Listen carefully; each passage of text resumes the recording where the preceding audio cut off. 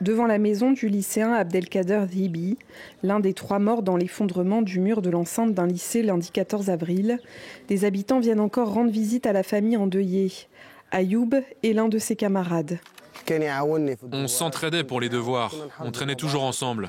Lorsque je suis arrivé en ville lundi et que j'ai vu de la fumée noire partout, les habitants qui brûlaient des pneus, les manifestations, j'ai réalisé qu'il était bel et bien mort.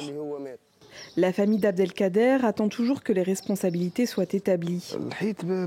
Il y avait un problème avec ce mur depuis des années. On l'a signalé, mais le destin a voulu qu'il s'effondre ce jour-là et qu'il tue nos jeunes. La colère s'est apaisée après la visite du président Kais Saied vendredi en plein milieu de la nuit. Il a promis de résoudre plusieurs problèmes d'infrastructure.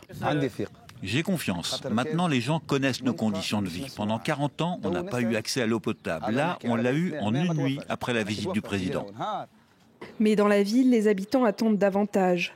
L'état du mur avait été dénoncé à plusieurs reprises par le directeur de l'école. Dans ce café, en face du lieu du drame, ce serveur a tout vu. Quand des clients se garaient devant le mur, je leur disais qu'il valait mieux éviter à cause du risque. Donc il y a bel et bien eu une négligence de la part des autorités.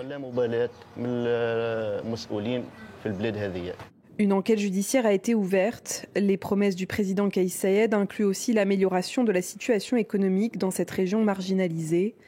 Cet habitant reste sceptique car beaucoup de mesures politiques précédentes n'ont jamais été réalisées. Ici, vous vous trouvez devant ce qui devait être une cimenterie. On nous parle du projet depuis 2011.